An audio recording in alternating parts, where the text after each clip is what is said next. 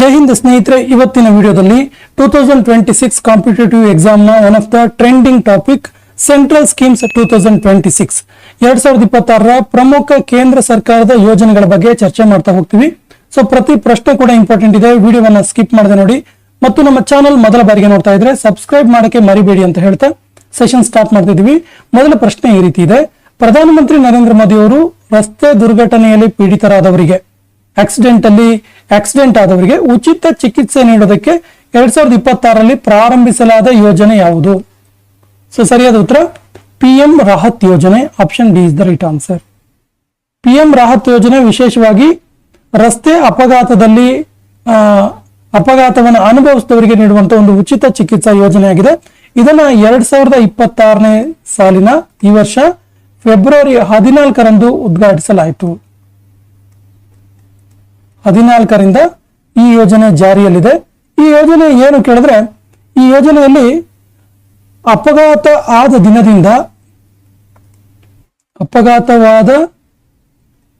ದಿನದಿಂದ ಎಲ್ಲ ಬಗೆಯ ಚಿಕಿತ್ಸೆ, ವಿಶೇಷವಾಗಿ 7 ದಿನಗಳವರೆಗೆ ಸುಮಾರು 1.5 ಲಕ್ಷ ರೂಪಾಯಿವರೆಗಿನ ಉಚಿತ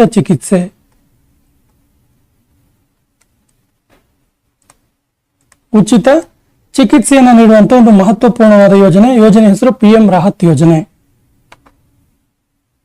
ಭಾರತದಾದ್ಯಂತ 100 plug and play industry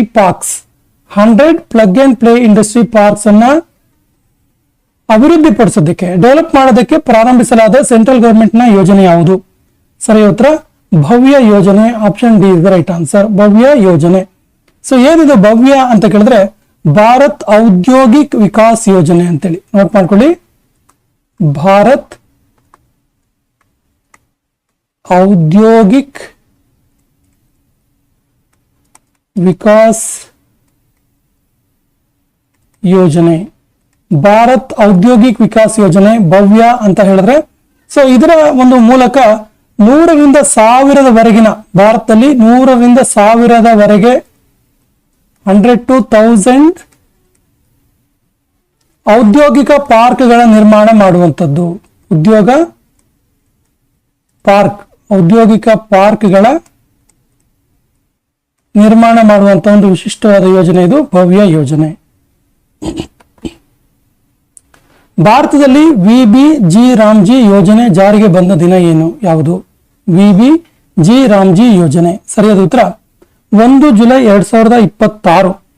actually ಇದು ಈ ಹಿಂದೆ ಇದ್ದಂತ ಒಂದು ಯೋಜನೆ ಆಗಿದೆ. MNREG ಇದೆಯಲ್ಲ, Mahatma Gandhi national employment rural guarantee scheme, MNREG ಇದೆಯಲ್ಲ, ಇದು ಏನು ಮಹಾತ್ಮ ಗಾಂಧಿ ರೋಜ್ಗಾರ್ ಯೋಜನೆ ಇತ್ತಲ್ಲ, ಸೊ ಅದರ ನೂತನ ಹೆಸರು, ಹೊಸ ಹೆಸರು ಇದು VBG ರಾಮ್ಜಿ ಯೋಜನೆ ಅಂತೇಳಿ.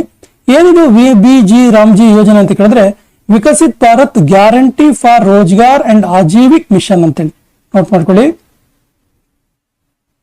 Viksit Bharat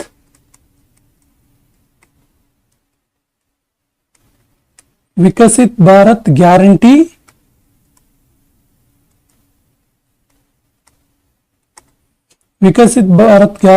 for Rozgar and Ajeevika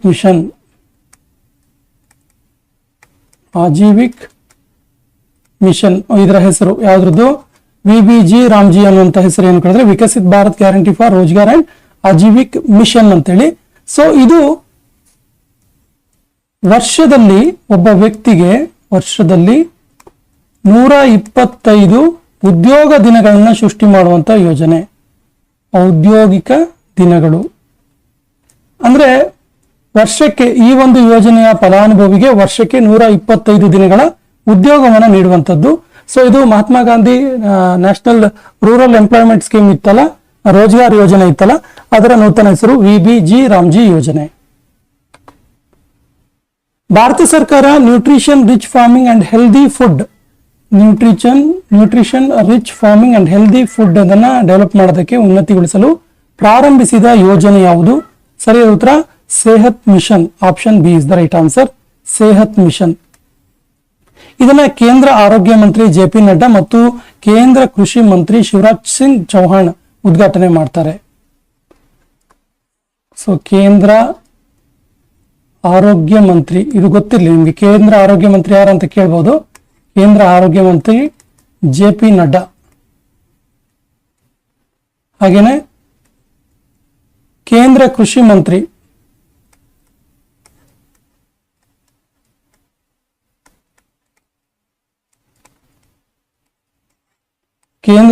Mantri Shivraj Singh Chauhan.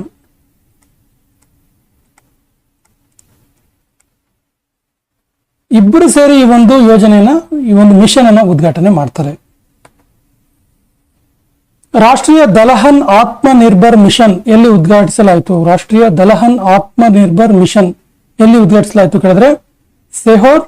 Option D is the right answer. ಎಲ್ಲಿದೆ ಇದು? ಮಧ್ಯಪ್ರದೇಶದಲ್ಲಿದೆ. ಮಧ್ಯಪ್ರದೇಶದ ಸೆಹೋರ್ನಲ್ಲಿ ರಾಷ್ಟ್ರೀಯ ದಲಹನ್ ಆತ್ಮ ನಿರ್ಭರ್ ಮಿಷನ್ ಅನ್ನ ಉದ್ಘಾಟನೆ ಮಾಡಲಾಯಿತು. ಇದು ಕೃಷಿ ಉತ್ಪಾದನೆಯನ್ನ ಉತ್ತೇಜನ ನೀಡುವಂತಹ ಒಂದು ಯೋಜನೆ. ಕೃಷಿ ಉತ್ಪಾದನೆಗೆ ಉತ್ತೇಜನ ಕೊಡುವಂತಹ ಒಂದು ಪ್ರಮುಖವಾದ ಯೋಜನೆಯಾಗಿದೆ. ಭಾರತ ಸರ್ಕಾರದ ಯಾವ ಜನಸುರಕ್ಷಾ ಯೋಜನೆಯು 11 ವರ್ಷವನ್ನ ಇತ್ತೀಚೆಗೆ ಪೂರ್ಣಗೊಳಿಸಿತು? ಸರಿ ಉತ್ತರ PMSBY. ಏನಿದು PMSBY ಅಂದ್ರೆ ಪ್ರಧಾನ ಮಂತ್ರಿ ಸುರಕ್ಷಾ ಬಿಮಾ ಯೋಜನೆ. ಪ್ರಧಾನ ಮಂತ್ರಿ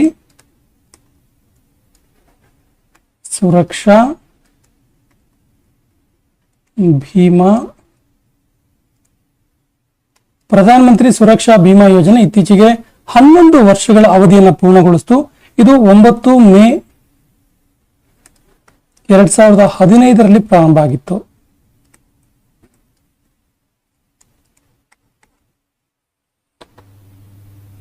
ಈ ಕೆಳಗಿನ ಯಾವ ಭಾರತ ಸರ್ಕಾರದ ಯೋಜನೆ $830 ಮಿಲಿಯನ್ ಅಮೆರಿಕನ್ ಡಾಲರ್ ಮಂಜೂರಿ ದೊರೆತಿದೆ? ಯಾವ ಒಂದು ಯೋಜನೆಗೆ American dollar $830 million American dollar ಮಂಜೂರಿ ದೊರೆತಿರುವಂತಹ ಯೋಜನೆ ಯಾವುದು? ಸರಿ ಉತ್ತರ PM Setu. Option D is the right answer. PM Setu ಯೋಜನೆ. ಸೊ ಇದು PM ಸೇತು ಅಂದ್ರೆ ಏನ್ ಕೇಳಿದ್ರೆ prime minister skilling and employability transformation through upgrade ITIs. ಸರಿ ಹೇಳ್ತೀನಿ ನೋಡಿ, prime minister skilling and employability transformation through upgrade ITIs, ಇದು PM ಸೇತು. ಸೊ ಭಾರತ ಸರ್ಕಾರ ಇದಕ್ಕೆ 60,000 ಕೋಟಿ ರೂಪಾಯಿಯನ್ನ ಮೀಸಲಿಟ್ಟಿದೆ ಮತ್ತು ಅಮೆರಿಕದಿಂದ $830 ಮಿಲಿಯನ್ ಮಂಜೂರಿ ದೊರೆತಿದೆ. ಭಾರತ ವಿಶ್ವ ವ್ಯಾಪ್ತಿಯಲ್ಲಿ ಫಾರ್ಮಾಸ್ಯೂಟಿಕಲ್ ಅಂಡ್ ಬಯೋಟೆಕ್ನಾಲಜಿ ಕ್ಷೇತ್ರದಲ್ಲಿ ಸೂಪರ್ ಪವರ್ ಆಗೋದಕ್ಕೆ ಒಂದು ವಿಶಿಷ್ಟವಾದ ಯೋಜನೆಯನ್ನು ಘೋಷಿಸಿದೆ. ಆ ಯೋಜನೆ ಯಾವುದು? ಸರಿ ಉತ್ತರ ಅದು biopharma Shakti mission. Option D is the right answer. Biopharma Shakti mission. So ಇದು ಗಂಭೀರ ಕಾಯಿಲೆಗಳು, ಉದಾಹರಣೆಗೆ ಕ್ಯಾನ್ಸರ್ ಇರ್ಬೋದು,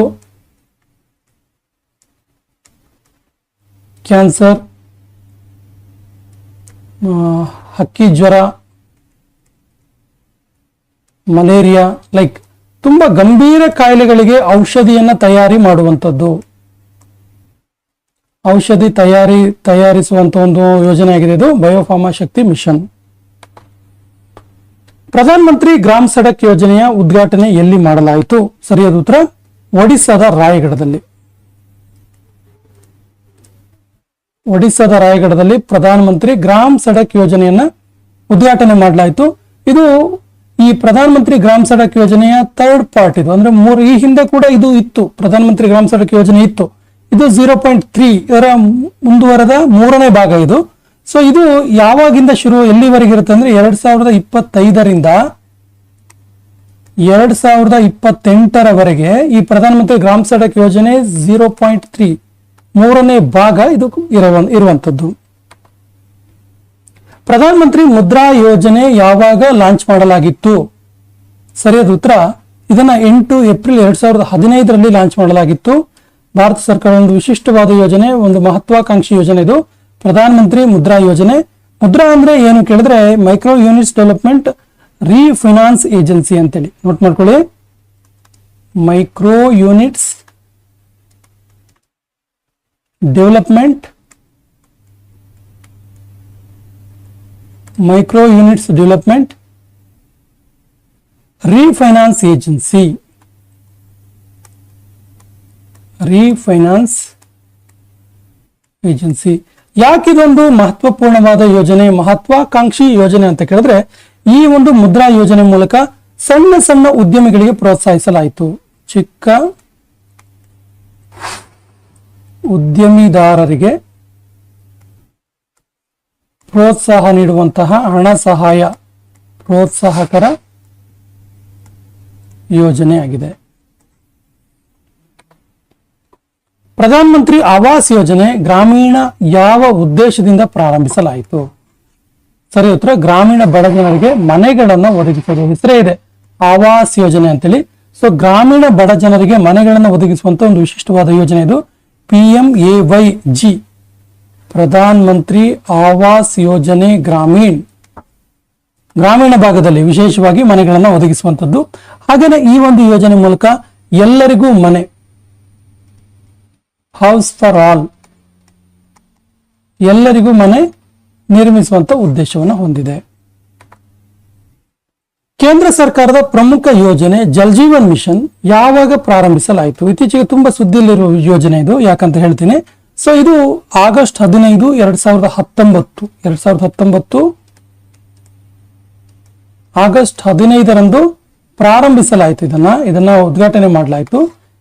ಈಗ ಯಾಕೆ ಸುದ್ದಿಯಲ್ಲಿದೆ ಅಂತ ಕೇಳಿದ್ರೆ, ಇದನ್ನ ಎಕ್ಸ್ಟೆನ್ಷನ್ ಮಾಡಲಾಗಿದೆ 2028ರವರೆಗೆ ಇದನ್ನ ಮುಂದುವರಿಕೆ ಮಾಡಲಾಗಿದೆ. ಅಂದ್ರೆ ಇದನ್ನು ಕಂಪ್ಲೀಟ್ ಆಗಿಲ್ಲ ಅಂತ ಇದನ್ನ ಎಕ್ಸ್ಟೆನ್ಷನ್ ಮಾಡಲಾಗಿದೆ. ಇದರ ಉದ್ದೇಶ ಏನ್ ಕೇಳಿದ್ರೆ, ವಿಶೇಷವಾಗಿ ಗ್ರಾಮ ಪಂಚಾಯಿತಿಗಳಲ್ಲಿ ಮನೆ ಮನೆಗೆ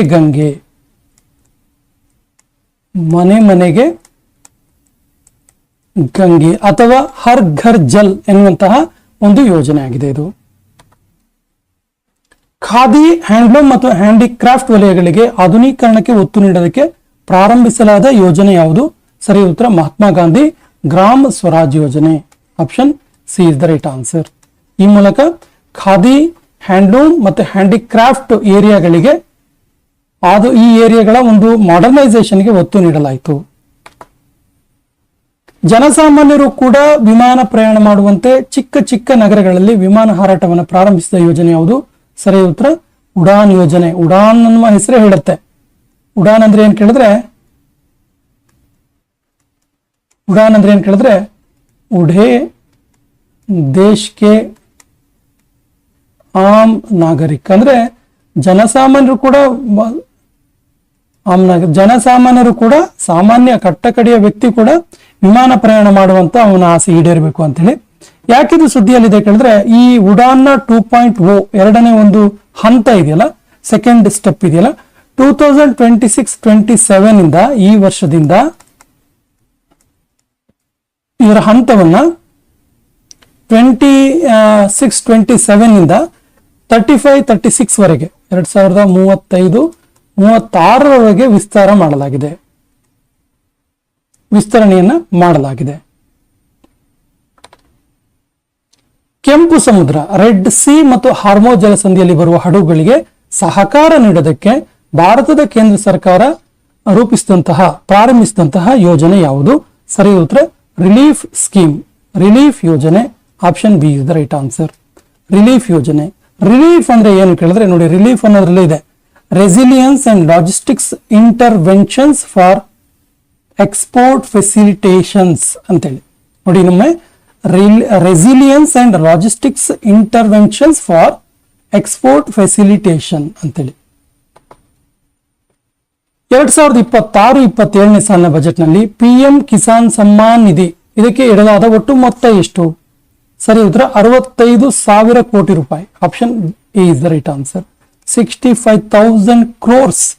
ಇದೊಂದು ವಿಶೇಷವಾದ ಯೋಜನೆ, ಪ್ರಧಾನ ಮಂತ್ರಿ ಕಿಸಾನ್ ಸಮ್ಮಾನ್ ಯೋಜನೆ. ಇದನ್ನು ಸಣ್ಣ ಹಿಡುವಳಿದಾರರಿಗೆ ಪ್ರತಿ ವರ್ಷಕ್ಕೆ 6,000 ರೂಪಾಯಿ ನೀಡುವಂತ ಒಂದು ಯೋಜನೆ. ಇದು 2019ರಲ್ಲಿ ಶುರು ಆಯಿತು. ಕೇಳ್ತಾರೆ, PM ಕಿಸಾನ್ ಯೋಜನೆ ಉದ್ಘಾಟನೆ ಆಗಿದ್ದೆಲ್ಲಿ, ಎಲ್ಲಿ ಶುರುವಾಯಿತು ಅಂತ ಕೇಳಿ ನೋಟ್ ಮಾಡ್ಕೊಳ್ಳಿ. ಉತ್ತರ ಪ್ರದೇಶದ ಗೋರಖಪುರದಲ್ಲಿ ಇದರ ಉದ್ಘಾಟನೆ ಆಗಿತ್ತು. ಉತ್ತರ ಪ್ರದೇಶದ ಗೋರಖ್ಪುರದಲ್ಲಿ 2019ರಲ್ಲಿ ಪ್ರಾರಂಭ ಆದಂತಹ ಯೋಜನೆ ಇದು. ಇದನ್ನ ಒಂದು ಅಂಡರ್ಟೇಕಿಂಗ್ ಅಂದ್ರೆ ಇದರ ಒಂದು ಮ್ಯಾನೇಜ್ಮೆಂಟ್ ಮಾಡುವಂಥದ್ದು ಕೃಷಿ ಮತ್ತು ವಿಕಾಸ ಸಚಿವಾಲಯ. ಕೃಷಿ ಮತ್ತು ವಿಕಾಸ ಸಚಿವಾಲಯದ ಅಡಿಯಲ್ಲಿ ಈ ಯೋಜನೆ ಬರುತ್ತೆ. ಅದರ ಸಂಪೂರ್ಣ ನಿರ್ವಹಣೆ ಮಾಡುವಂಥದ್ದು ಕೃಷಿ ಮತ್ತು ವಿಕಾಸ ಸಚಿವಾಲಯ. ಪ್ರಧಾನಮಂತ್ರಿ ಜೀವನ ಜ್ಯೋತಿ ಭೀಮಾ ಯೋಜನೆ, ಜೀವನ್ ಜ್ಯೋತಿ, ಪ್ರೈಮ್ ಮಿನಿಸ್ಟರ್ ಜೀವನ್ ಜ್ಯೋತಿ ಭೀಮಾ ಯೋಜನೆ ಪ್ರಾರಂಭಿಸಲಾದ ವರ್ಷ ಯಾವುದು? ಸರಿ ಉತ್ತರ 2015. 2015ರ ಮೇ 9ರಂದು ಈ ಒಂದು ಯೋಜನೆಯನ್ನ ಪ್ರಾರಂಭಿಸಲಾಯಿತು. ಹಣಕಾಸು ನೋಡಿ, ಇದರ ವಿಶೇಷತೆ ಏನು ಕೇಳಿದ್ರೆ, ಹಣಕಾಸು ಸಚಿವಾಲಯ ಅಕಾಲಿಕ ಮೃತ್ಯು ಆದವರಿಗೆ ಈ ಒಂದು ಯೋಜನೆ ಮೂಲಕ 1 ಲಕ್ಷದವರೆಗೆ ಹಣವನ್ನು ನೀಡುವಂಥದ್ದು. 1 ಲಕ್ಷ ವಿಮೆ. ಮತ್ತು ಇದು ಪ್ರೈಮ್ ಮಿನಿಸ್ಟರ್ ಜೀವನ್ ಜ್ಯೋತಿ ಭೀಮಾ ಯೋಜನೆ ಇದೆಯಲ್ಲ, ಇದಕ್ಕೆ ಪ್ರತಿ ವರ್ಷ 436 ರೂಪಾಯಿ ಕಟ್ಟಬೇಕಾಗತ್ತೆ ಈ ಪಾಲಿಸಿಯ ಒಂದು ಇನ್ಸ್ಟಾಲ್ಮೆಂಟ್. ಕೇಂದ್ರ ಸರ್ಕಾರ ಭಾರತೀಯ ಭಾಷೆಗಳ ಡಿಜಿಟಲ್ ಪಠ್ಯಪುಸ್ತಕಗಳ ಲಭ್ಯತೆಗೆ ಪ್ರಾರಂಭಿಸಿದಂತಹ ಯೋಜನೆ ಯಾವುದು? ಸರಿಯಾದ ಉತ್ತರ ಭಾರತೀಯ ಭಾಷಾ ಪುಸ್ತಕ ಯೋಜನೆ. Option A is the right answer. ಭಾರತೀಯ ಭಾಷಾ ಪುಸ್ತಕ ಯೋಜನೆ. ಇದರ ಉದ್ಘಾಟನೆ ಮಾಡಿದ್ದು ನಿರ್ಮಲಾ ಸೀತಾರಾಮನ್, ಕೇಂದ್ರ ಹಣಕಾಸು ಸಚಿವರು. ಕೇಂದ್ರ ಹಣಕಾಸು ಸಚಿವರಿಂದ ಉದ್ಘಾಟನೆ. ಏನಿದು ಭಾರತೀಯ ಭಾಷಾ ಪುಸ್ತಕ ಯೋಜನೆ ಅಂದ್ರೆ, ಭಾರತದಲ್ಲಿರುವಂತಹ ಎಲ್ಲಾ ಭಾಷೆಗಳ ಪುಸ್ತಕಗಳ ಡಿಜಿಟಲೈಸ್ ಮಾಡುವಂಥದ್ದು, ಮಕ್ಕಳಿಗೆ ಈಸಿಯಾಗಿ ಸಿಗೋ ಹಾಗೆ ಅವಕಾಶ ಮಾಡಿಕೊಡುವಂಥದ್ದು. ವೈಬ್ರೆಂಟ್ ವಿಲೇಜ್ 2.0 ಎಲ್ಲಿ ಪ್ರಾರಂಭಿಸಲಾಯಿತು? ಸರಿ ಉತ್ತರ ನತನ್ಪುರ ಅಂತೇಳಿ. ನತನ್ಪುರ ಎಲ್ಲಿದೆ ಇದು ಕೇಳಿದ್ರೆ ಅಸ್ಸಾಂನಲ್ಲಿದೆ. ಇದು ವೈಬ್ರೆಂಟ್ ವಿಲೇಜ್ ಯೋಜನೆ ವಿಶೇಷವಾಗಿ ಉತ್ತರ ಭಾರತದ ಗಡಿ ಪ್ರದೇಶದಲ್ಲಿರುವಂತಹ ಹಳ್ಳಿಗಳ ವಿಕಾಸ ಮಾಡುವಂಥದ್ದು. ಉತ್ತರ ಭಾರತದ ಗಡಿಭಾಗದ ಗ್ರಾಮಗಳ ಸಮಗ್ರ ವಿಕಾಸ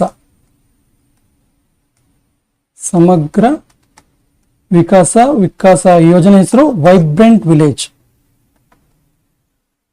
2026-27ನೇ ಸಾಲಿನಲ್ಲಿ ಕೇಂದ್ರ ಬಜೆಟ್ನಲ್ಲಿ ಗ್ರಾಮೀಣ ಮಹಿಳಾ ಉದ್ಯಮಿಗಳಿಗೆ ಪ್ರೋತ್ಸಾಹ ನೀಡಲು ಪ್ರಾರಂಭಿಸಿದ ಯೋಜನೆ ಯಾವುದು?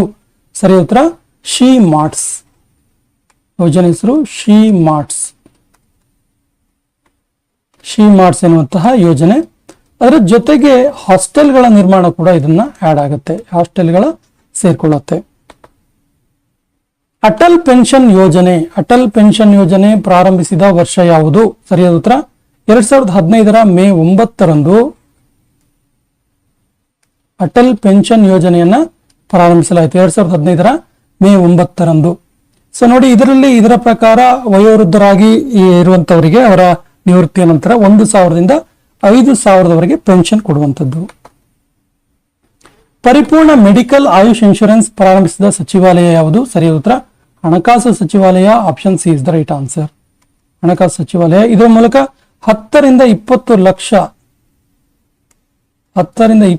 ಲಕ್ಷ ಇನ್ಶೂರೆನ್ಸ್ ಒದಗಿಸುವಂಥದ್ದು. ಯಾವ ರಾಜ್ಯ ಅಥವಾ ಕೇಂದ್ರಾಡಳಿತ ಪ್ರದೇಶಗಳು ಆಯುಷ್ಮಾನ್ ಭಾರತ್ ಯೋಜನೆಗೆ 2025ನೇ ಸಾಲಿನಲ್ಲಿ ಸೇರ್ಪಡೆಗೊಂಡವು? ಸರಿಯಾದ ಉತ್ತರ ದೆಹಲಿ ಮತ್ತು Odisha. Option C is the right answer. ಇದರ ವಿಶೇಷತೆ ಏನು ಕೇಳಿದ್ರೆ, ಆಯುಷ್ಮಾನ್ ಅಂದ್ರೆ ನಿಮ್ಗೆ ಗೊತ್ತಿದೆ, BPL ಕಾರ್ಡ್ದಾರರಿಗೆ ಉಚಿತ ಚಿಕಿತ್ಸೆ, ಹೆಲ್ತ್ ಬೀಮಾ ಅಂತಾನೆ ಹೇಳ್ಬಹುದು. Say no to proxy sarpanch ಅಭಿಯಾನ ಪ್ರಾರಂಭಿಸಿದ ಸಚಿವಾಲಯ ಯಾವುದು? ಸರಿಯಾದ ಉತ್ತರ ಪಂಚಾಯತ್ ರಾಜ್ ಸಚಿವಾಲಯ. ಅಂದ್ರೆ ಇದು ಏನ್ ಕೇಳಿದ್ರೆ ಒಂದು ವಿಶಿಷ್ಟವಾದ ಯೋಜನೆ. ಇದು ಸಾಮಾನ್ಯವಾಗಿ ಅನೇಕ ಗ್ರಾಮ ಪಂಚಾಯತಿಗಳಲ್ಲಿ ಮಹಿಳಾ ಅಧ್ಯಕ್ಷರು ಇರ್ತಾರೆ. ಸೊ ಈ ಮಹಿಳಾ ಅಧ್ಯಕ್ಷರು ಇರುವಂತ ಸಂದರ್ಭದಲ್ಲಿ ಅವರ ಗಂಡಂದಿರು, ಅವರ ಏನು ಹಸ್ಬೆಂಡ್ಸ್ ಇರ್ತಾರೆ, ಅವ್ರು ಒಂದು ಅಧಿಕಾರದಲ್ಲಿ ಹಸ್ತಾಂತರ ಮಾಡುವಂಥದ್ದು ಸಾಮಾನ್ಯವಾಗಿ ಕಂಡು ಬರುತ್ತೆ. ಸೊ ಇದನ್ನ ತಡೆಯುವಂತ ಒಂದು ಅಭಿಯಾನ ಇದು, say no to proxy sarpanch ಅಂತ ಹೇಳಿ. ಅಂದ್ರೆ ಪ್ರಾಕ್ಸಿ ಸರ್ಪಂಚ್ ಅಥವಾ ಪ್ರಾಕ್ಸಿ ಗ್ರಾಮ ಪಂಚಾಯತ್ ಅಧ್ಯಕ್ಷರಾಗಿ ಕೆಲಸ ಮಾಡಬಾರ್ದು, ಅವರೇ ಅದೇ ಮಹಿಳೆ ಮಾಡಬೇಕು ಅಂತೇಳಿ. ಇದನ್ನ ಈ ಒಂದು ಮಹಿಳಾ ಒಂದು ಹಕ್ಕಿನ ವಿಚಾರವಾಗಿ ಕೂಡ ಇದನ್ನ ನಾವು ಗಮನಿಸಬೇಕಾಗತ್ತೆ. ಯಾಕಂದ್ರೆ ಇದನ್ನ ವಿಶೇಷವಾಗಿ ಅಂತಾರಾಷ್ಟ್ರೀಯ ಮಹಿಳಾ ದಿನಾಚರಣೆ ದಿನವನ್ನೇ ಈ ಒಂದು ಅಭಿಯಾನ ಪ್ರಾರಂಭಿಸಲಾಯಿತು. ಅಂತಾರಾಷ್ಟ್ರೀಯ ಮಹಿಳಾ ದಿನದಂದು ಈ ಒಂದು ಅಭಿಯಾನ ಪ್ರಾರಂಭಿಸಲಾಯಿತು ಯಾವಾಗ? ಮಾರ್ಚ್ 8ರಂದು, 8 ಮಾರ್ಚ್. ಈ ಸೆಷನ್ ಕೊನೆಯ ಪ್ರಶ್ನೆ ಈ ರೀತಿದೆ: ಗೃಹ ಸಚಿವಾಲಯ ಪ್ರಾರಂಭಿಸಿದ ರಾಷ್ಟ್ರೀಯ ಆತಂಕವಾದ ವಿರೋಧದ ನೀತಿ ಹೆಸರೇನು? ಆಪ್ಷನ್ಸ್ ಈ ರೀತಿದೆ: ರಕ್ಷಾ, ಪ್ರಹಾರ, ವಿಜಯ, ಸುರಕ್ಷಾ. ಸರಿಯಾದ ಉತ್ತರವನ್ನ ಕಮೆಂಟ್ ಬಾಕ್ಸ್ ಅಲ್ಲಿ ಕಮೆಂಟ್ ಮಾಡಿ ಮತ್ತು ನಮ್ಮ ಚಾನಲ್ ಫಸ್ಟ್ ಟೈಮ್ ನೋಡ್ತಾ ಇದ್ರೆ ಸಬ್ಸ್ಕ್ರೈಬ್ ಮಾಡಕ್ಕೆ ಮರಿಬೇಡಿ ಅಂತ ಹೇಳ್ತಾ ಇವತ್ತಿನ ಸೆಷನ್ ಕಂಪ್ಲೀಟ್ ಮಾಡ್ತಾ ಇದೀವಿ. ಜೈ ಹಿಂದ್.